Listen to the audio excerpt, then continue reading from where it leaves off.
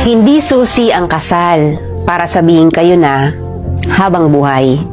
Dahil ang totoo niyan, kahit batas, walang magagawa kung hindi talaga sila itinadhana sa isa't isa.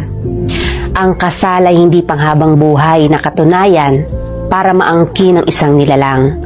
Ito'y isang papel na nagbibigay ng karapatan sa mga taong nagmamahalan na kadalasan sa una lang nararamdaman at kalaunan nauuwi rin sa hiwalayan.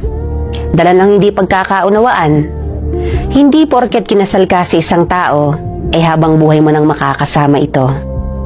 Dahil kung minsan, isa lang pala siya sa magiging daan para makilala niya ang talagang taong nakatadhana para sa kanya.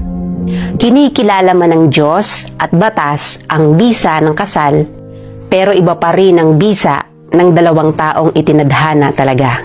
At may real talk tayo dyan. Yung ibang mga nagsasama na, mas naniniwala sa kasabihang kung tayo talaga hanggang dulo, kahit anong mangyari, tayo pa rin. Yung tipong masaya na sila sa ganoong setup ng pagsasama. Yung kahit walang kasal, pero tanggap ang isa't isa. Yung kontento at may respeto. Kahit walang kasal, pero alam nila yung salitang tiwala at pagmamahal.